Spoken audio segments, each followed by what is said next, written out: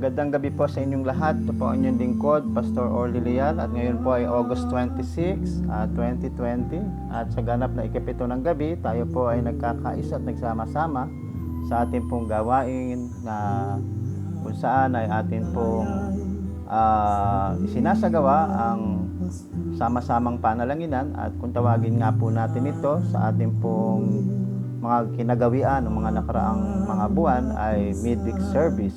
At dito po tayo nagsasama-sama upang makinig ng mga salita ng Panginoon at mensahe at gayon din ang ating pagkakaloob at higit sa lahat ang panalanginan at ang mga pahayag po ng ating mga gawain. Kaya po tayo po ay magsama-sama at pakinggan po natin ang batayan po nating aralin. At ito ay matatagpuan sa aklat po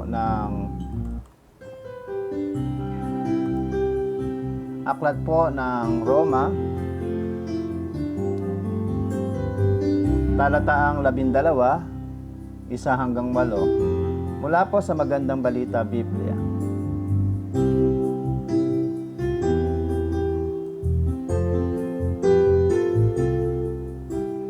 At ito po ang mga sinasabi. Kaya nga mga kapatid, alang-alang sa masaganang habag ng Diyos sa atin, ako'y nakikiusap sa inyo na ialay ninyo ang inyong sarili bilang isang handog na buhay. Banal at kalugod-lugod sa Diyos.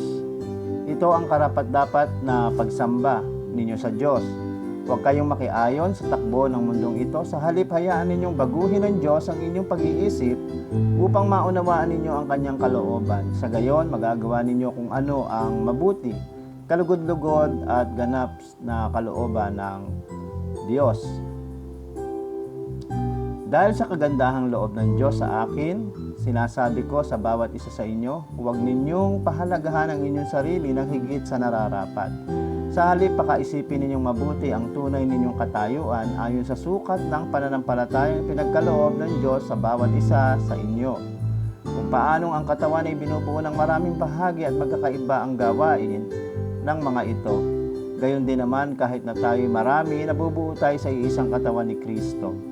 At tayong lahat ay bahagi ng isa't isa.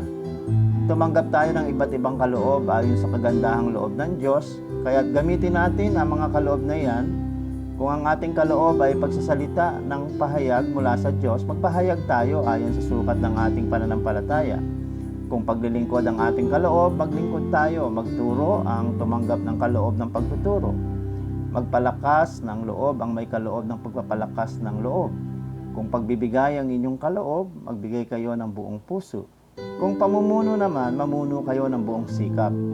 Kung pagkakawang gawa ang inyong kaloob, gawin ninyo iyan ng buong galak. Ang salita ng Diyos para sa kanyang bayan. Tayo'y manalangin. Dakila at makapangyarihan Diyos, salamat po at sa ganitong pagkakataon ay kami po'y malayang nakakadulog sa iyo upang ikaw ay lapitan at manalangin. Subalit bago yun, O Diyos, salamat sa buhay at sa lahat ng biyayang tinatanggap namin at sa lahat ng mga ginagawa mo po sa amin. Pagpalain mo po ang gabing ito at ito po'y maging pagpapala sa amin at nawa mga salita na siya po aming pagbubulay-bulayan ay mailagay po namin sa isipan, mailagay sa puso at higit sa lahat sa nais mo, ang ito'y maibahagi sa iba. Ito ang aming panalangin sa pangalan ni Jesus. Amen. Muli po, magandang gabi sa inyong lahat at sa atin pong pagpapatuloy. Sabi nga, theology is not theology unless it impacts on the way we live our lives. So, ang teolohiya ay wala po itong kabuluhan kung ito ay walang epekto sa pamumuhay ng isang tao. So pag sinabi natin teolohiya, ito yung pagkaunawa natin kung sino nga ba ang Diyos para sa atin. At kung sino ang Diyos sa atin, yun ang dapat makita sa atin. Sapagkat nais ng Diyos na kung ano siya, ay maging ganon din tayo. Kung siya yung Diyos na mapagbigay, tayo ba'y mapagbigay? Kung Diyos ba ay pag-ibig, at tayo alam nating inibig, nabubuhay ba ang pag-ibig sa atin? At marami pang iba. At ito pong mga talatang ito ay mula kay Pablo, ay pinapakita po rito ang relasyon o ang kalalagayan ng pamumuhay na nararapat sa isa pong tinawag upang mabuhay. At sa paglipas ng mga panahon hanggang sa kasalukuyan at hanggang sa hinaharap, ay patuloy ang panawagan sa mga talata kung ano ang nararapat nating ipagsakripisyo. At ito ay sabi that we are to offer is ourselves. Ialay po natin ang ating mga sarili bilang isang handog na buhay. Ang disiplinang espiritual lamang ang pwede natin pong ibigay bilang sakripisyo sa Diyos, at ito'y higit sa lahat ay ang kung papaano tayo nagiging mayroong kaugnayan sa iba at maging sa mundong ibabaw na ito. Sa pamagitan ng pakikipag-ugnayan sa ibang tao at sa mundong ito ay makikita ang ating uri ng pamumuhay at kung papaano ito nagbibigay kaluguran sa ating Diyos. Merong binabanggit dito patungkol sa isang philosopher na ang pangalan ay Epictetus. Isa po siyang Greek philosopher, ay sumulat ng ganito: if I were a nightingale, isa po siyang ibon, I should be singing as a nightingale. If we are a swan, act as a swan. Swan po. But as it is, if I am a normal being, therefore I must be singing hymns of praise to God. It is who we are. It is how we have been made. Ganito po tayo ginawa, nilikha ng Diyos. Ang tayo ay umawit at magpahayag ng kapurihan ng Diyos, sapagkat yun ang tunay na orihinal na pagkalikha sa atin na magbigay tayo ng lugod. To worship God is our rational or normal response to the truth of our creation. Sinasabi nga sa verse 2, sa wikang Banyaga, at binasa naman natin sa Tagalog kanina, do not be conformed to this age, but be transformed by the renewal of your mind, so that you may ascertain what is the will of God, what is good, acceptable, and perfect. So sabi nga, huwag tayong makiayon sa mundong ito. Magbago na tayo ng pag-iisip. Dahil kung mababago ang ating isip, ay maiintindihan natin, maunawaan natin ang kalooban at kagustuhan ng Diyos. Kung ano ang mabuti at katanggap-tanggap, So we must not be conformed or umayon. Instead, we are to be transformed by the renewal of our minds. So pag sinabi pong transform, ito po yung pagbabago, o pagbabagong forma sa dating forma. Una, sa ating pag-iisip.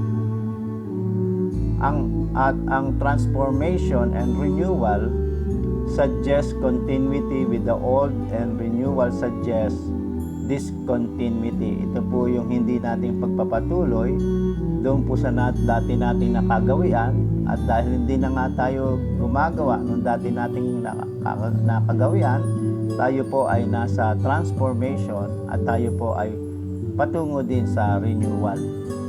Transformation and renewal, ay suggests continuity with the old, and the renewal suggests discontinuity. Yun nga po ang binanggit, ano? So as we are transformed by the renewing of our minds, we don't leave behind who we have always been, but our attitude change. So nagbabago po yung ating pag-uugali. Ano po? Our character, ang ating pagkatao, ano ho, is reformed and renewed, and the old becomes new. So pagbabago po. And the purpose of this transformation is made clear in verse 2, so that you may ascertain what the will of God is, what is good and acceptable and perfect. We become transformed so that we are able to make assessment about our behavior. So makikita po natin sa pamagitan ng ating assessment o pagsusuri sa ating sarili, ano ho, yung ating mga behavior, ang ating kilos, ang ating gawi, ang ating mga kaparaanan, ang ating pag-iisip, ang ating pananalita, to test and discern and work out whether we are behaving in a manner that is pleasing to God. So yung magbibigay kaluguran nga po sa ating Panginoon o hindi man, ito po yung makikita natin. And then transform our behavior accordingly. And Paul then moves on to describe what the transformed behavior looks like in practice, and it is no surprise that the first thing Paul deals with is how a transformed and renewed mind change the way we relate in the church and community. So yung po yung sinasabi. So yung pong relasyon bilang isang komunidad sa simbahan. As Christians, we are called to a new life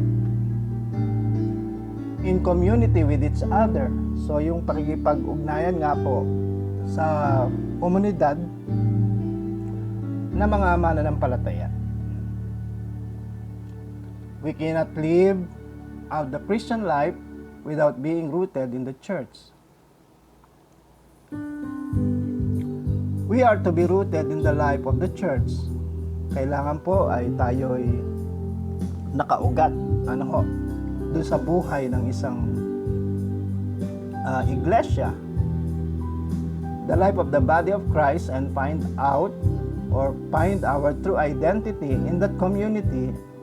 And so Paul has this as the first and primary point when he comes to consider the implications of a renewed mind. And as we all have a different measures of faith, ano po, mayroon po tayong kanyang sukat ng ating pananampalataya. We all have different gifts. Magkakaiba rin po tayong regalo, ano ho, kagaya ng napakinggan natin kanina, yung mga iba't ibang kaloob. At maging itong bagay na ito ay tinalakay sa atin ng ating tagapagsalita na sa ating Jenny, ano rin, noong po Sunday, pinahalagahan po niya ito, yung mga gifts. For just as in one body we have different members, and all the members do not have the same function. So hindi nga po tayo pare-pareho ng ang ating pagkilos, ano, sa atin man sa simbahan. Meron po tayong structure, meron po tayong council, at sa loob po ng council meron po mga committees, ano ho, at tayo pinangungunahan lalo na sa pulong ng ating chairperson. So iba rin yung function ninyo bilang laiko, iba rin ang function ni pastor, pero ang lahat ng iyan ay para sa kabutihan ng ating simbahan. So all churches function through the gifts of the Spirit. So yun nga pong sinasabi. Meron tayong mga tinatawag na mga awit. Ano ho? Meron tayong nasa praise team, tinawag ka sa ministry ng pag-awit, sa choir. So sa pamamahala, sa pamumuno, sa pagbibigay. Ano ho? So maraming bagay, at ito po'y regalo, at ito po'y dinisenyo para po sa iglesia. At dito po sa batay sa mga talatang ito, Paul call us to renewal and transformation and in the power of the Holy Spirit. At magaganap nga lang po ito sa pamagitan ng kapangyarihan ng Banal na Espiritu Santo.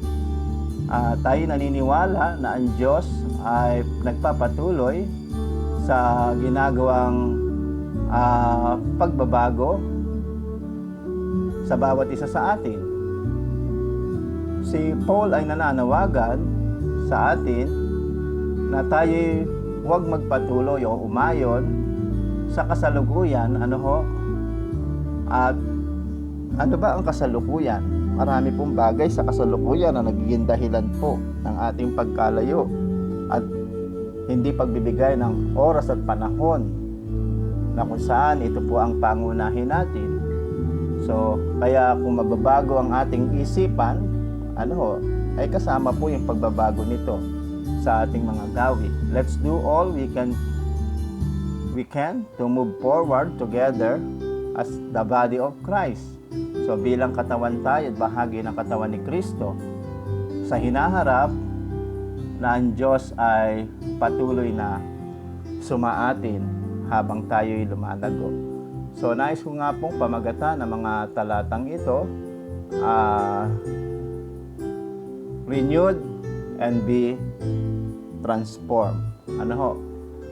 So tayo ho ay magpatuloy. Salamat po sa inyong pakikinig. At tayo ho ay magpapatuloy upang magpahayag ng ating pasasalamat sa Diyos. Ang pagbabalik papuri ay hindi lamang po sa paglilingkod, kundi sa pamamagitan din po ng pagbibigay ng mga bahagi ng salapi na ipinagkaloob din naman po sa atin. At lagi natin tatandaan, at lagi ko rin po itong sinasabi, masaganang magbigay ang Diyos. At kung humingi naman po siya ay kaunti lamang. So, maraming bagay na hindi lamang ang batayan ng ating biyaya ay sa pamagitan lang po ng pananalapi. So, kung tayo nagbibigay ng salapi sa Panginoon, magbigay din po tayo ng oras at panahon sa Kanya. Tayo ho nga po'y nasa panahon ng pagdiriwang ng mabuting katiwala. Ang lahat ng bagay ay hindi atin. May tunay na may-ari. At ito po'y pinagkatiwala lang sa atin. At sana yung pinagkatiwala sa atin ay maibigay natin sa Kanya. Tayo po'y magkaloob ang ating mga handog sa ating Panginoon.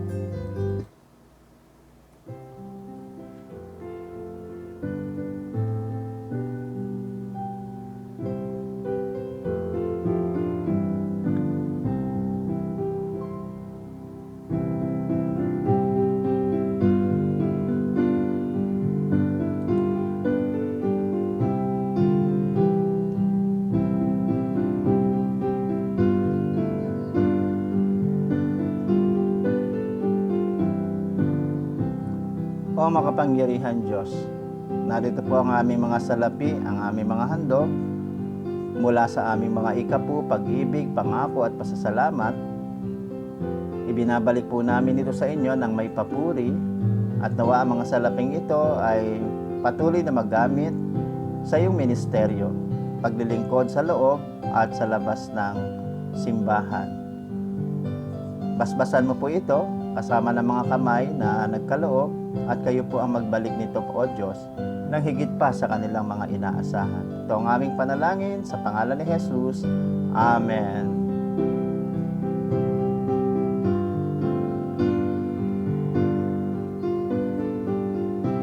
Pagkatapos po nating magkaloob, tayo ho ay tutungo sa atin pong sama-samang panalanginan.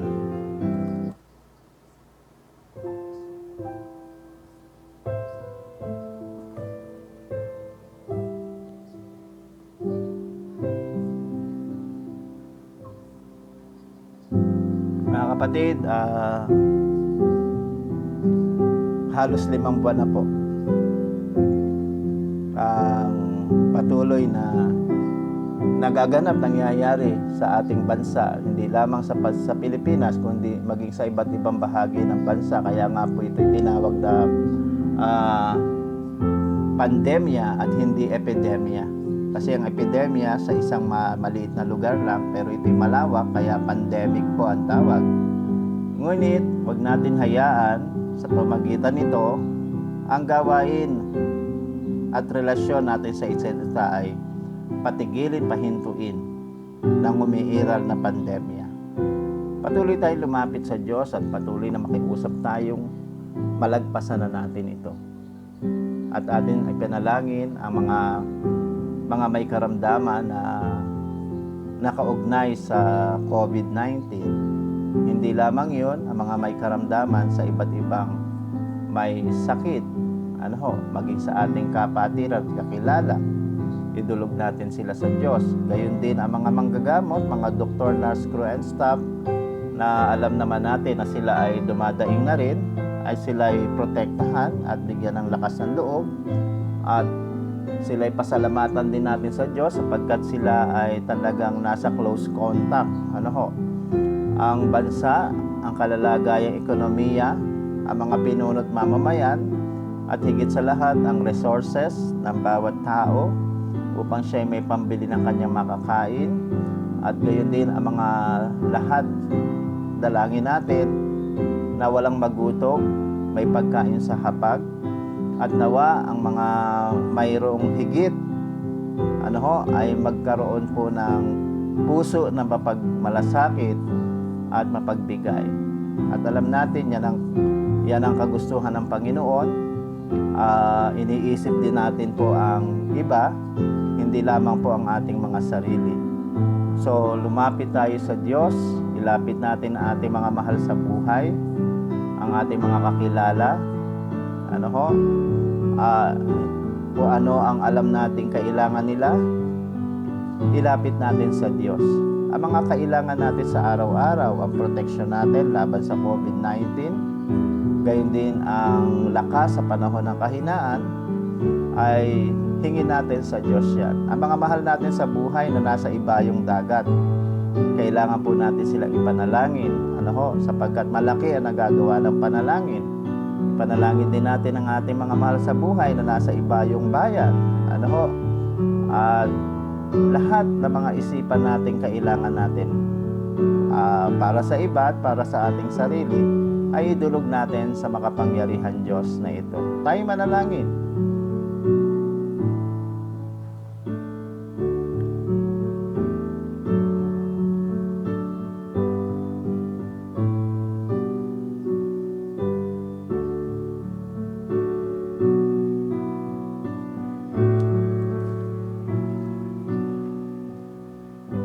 Makapangyarihan Diyos, pinagsasama-sama po namin at pinagkakaisa ang aming kahilingan para sa lahat.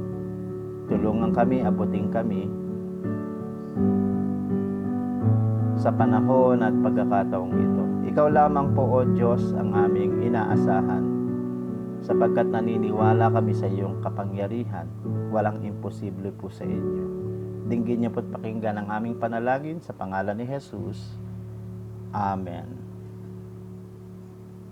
Tayo naman po ay magtungo sa atin pong pangapahayag ng gawain ng ating iglesia.